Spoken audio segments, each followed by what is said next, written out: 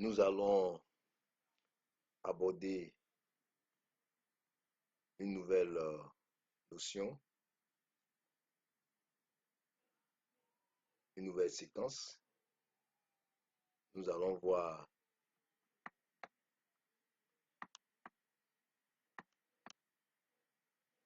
l'image d'un intervalle par une fonction continue et strictement monotone. Nous allons faire quelques rappels de définition. Qu'est-ce qu'une fonction continue? Nous avons dit qu'une fonction continue est une fonction qui est définie en tout point d'un intervalle. Donc, une fonction est continue sur un intervalle lorsqu'elle est définie en tout point de l'intervalle.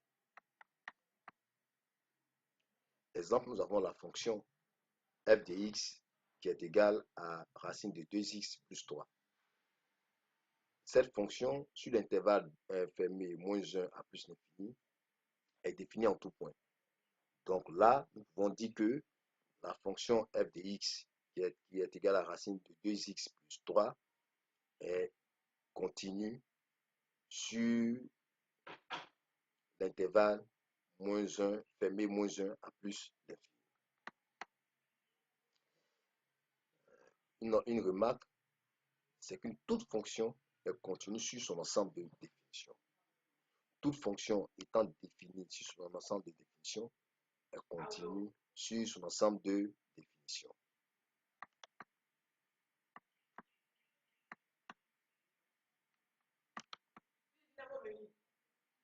Fonction strictement monotone. Une fonction est strictement monotone lorsqu'elle est soit croissante, soit décroissante, mais pas les deux à la fois. Une fonction est soit croissante, soit décroissante, on dira qu'elle est monotone. Exemple de fonction croissante. Ici, nous avons une fonction qui croît, fonction croissante,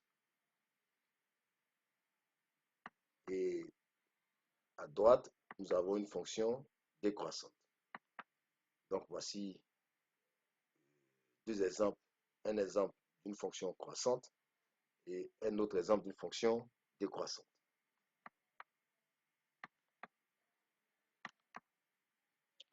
Image d'un intervalle par une fonction. Comment peut-on déterminer l'image d'un intervalle par une fonction? Donc, si vous avez une fonction qui est croissante, son image, comment détermine-t-on son image? Nous avons par exemple la fonction, nous avons un intervalle fermé AB. L'image de cet intervalle-là, puisque l'intervalle est fermé sur ces deux bornes A et B, alors l'image de cet intervalle-là va être les bornes de f de A et f de B. Donc l'image de cet intervalle-là va être l'intervalle. Donc les bornes seront constituées par les images des points qui constituent les bornes de notre intervalle, donc f de A et f de B. Et je précise bien, c'est parce que l'intervalle est fermé dans les deux bornes. Au niveau de l'intervalle fermé en A ouvert en B, la borne l'image de cet intervalle aura pour borne f de A parce que fermé en A et ouvert en B. Donc au niveau de B, nous allons aller chercher la limite lorsque I tend vers B. Et sur l'intervalle, voyons qu'on ne peut tendre vers B que par la gauche. Donc nous aurons aller chercher la limite lorsque X tend vers B en valeur inférieure de notre fonction f de x. Donc nous aurons l'intervalle fermé en f de A ouvert en limite lorsque X tend vers B en valeur inférieure de f de x. Ensuite, nous avons l'image de l'intervalle ouvert en A fermé en B. Donc ici, l'image de cet intervalle va être l'intervalle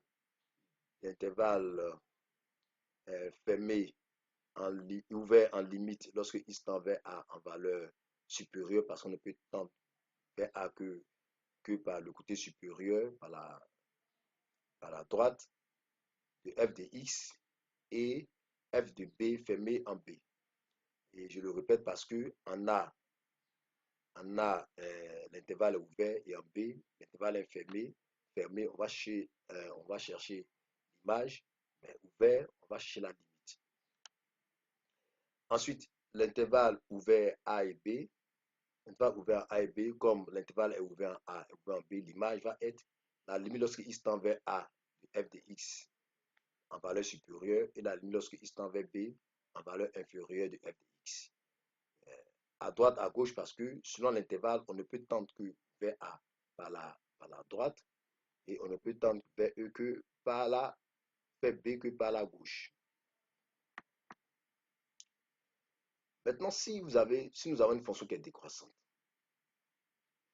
si nous avons une fonction qui est décroissante,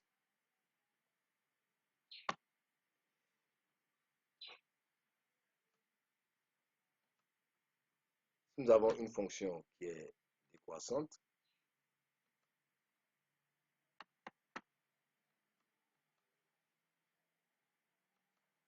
si nous avons une fonction qui est décroissante, les bornes de l'image de l'intervalle s'échangent. Donc, ici, nous avons l'image de l'intervalle fermé AB qui va être égal à f de B et f de A. Donc, les bornes s'inversent parce que les bornes s'inversent parce que la fonction est décroissante. Donc, l'intervalle fermé en A ouvert en B, nous aurons la limite lorsqu'il tend vers B en valeur inférieure de f de x. Et comme c'est fermé en A, donc on aura f de A. Et je dis bien, les bornes sont inversées parce que nous sommes face à une fonction décroissante. Au niveau d'une fonction croissante, les bornes restent l'image ou les limites des bornes de l'intervalle antécédent. Pardon. Ensuite, l'image de l'intervalle ouvert en A, fermé en B, nous donnera f de B, fermé en f de B, et ouvert en limite lorsque x tend vers A en valeur supérieure de f de x.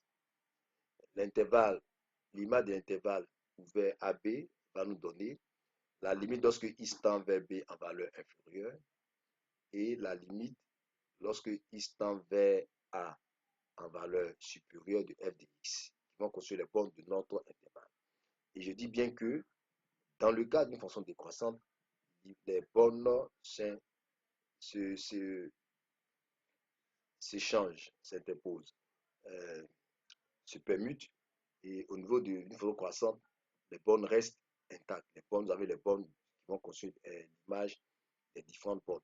Au niveau d'une fonction décroissante, ça change, puisque si vous avez une fonction décroissante, vous allez vous rendre compte que celui qui est plus grand, son image sera plus petite, et celui qui est plus petit, son image va être plus grand sur la fonction décroît.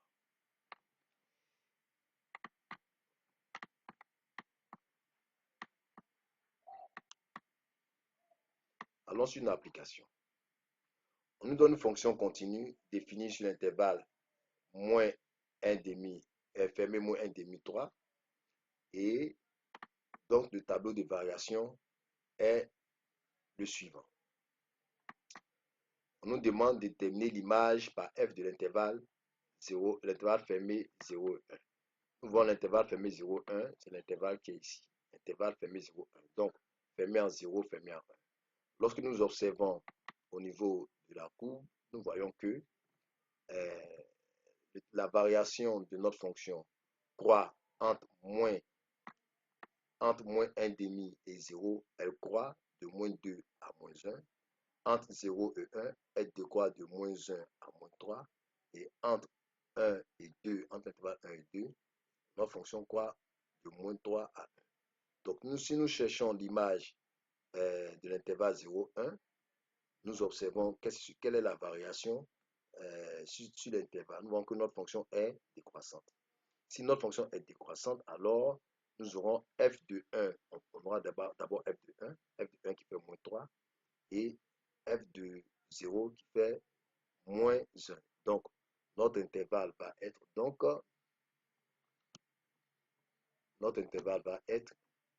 l'intervalle fermé en f de 1, c'est moins 3, puisque la fonction est décroissante.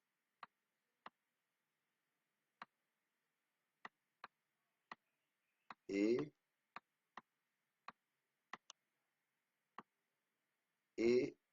moins 1 qui est f2, 0. f de 0, c'est moins 1. L'image de 0, c'est moins 1. Et nous le voyons bien. Nous le voyons bien sur notre tableau de variation. Ensuite, l'image de l'intervalle fermé moins 1,5, 3. Donc, sur l'intervalle moins 1,5, 3, nous voyons que nous avons plusieurs variations de notre fonction. Donc, notre fonction n'est pas strictement monotone. Lorsque la fonction est strictement monotone, en ce moment, vous calculez, vous déterminez les images ou les limites. Mais ici, nous avons notre intervalle qui n'est pas strictement monotone, donc qui est variable à la fois croissante et décroissante. Quand ce cas de figure se présente, ce qu'il faut aller chercher, il faut aller chercher le minimum, la petite valeur, de notre intervalle, et la valeur maximale. Donc, lorsqu'on regarde les valeurs des différentes variations de notre intervalle, nous avons moins 3 et 1. Donc, l'image de l'intervalle moins 1,5, 3 va être l'intervalle moins 3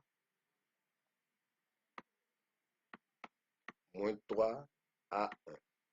Et je le fais fermé puisque vous avez l'intervalle qui est l'intervalle moins 1,5, 3 qui est fermé à ces deux bornes. Donc, dans ce cas, comme notre fonction n'est pas monotone, il faut aller chercher le minimum et le maximum pour constituer l'intervalle. Et si notre fonction était monotone comme dans le premier cas, alors nous cherchons les images. Si vous avez aussi la fonction qui est décroissante, les images des bornes vont s'interchanger. Et si vous avez une fonction croissante, les images ne s'interchangent pas. Donc, voici le résultat de cet exercice. Comment déterminer l'image d'un intervalle par une fonction. Si vous avez d'autres questions, laissez les questions en commentaire et nous donnons le plaisir de vous répondre.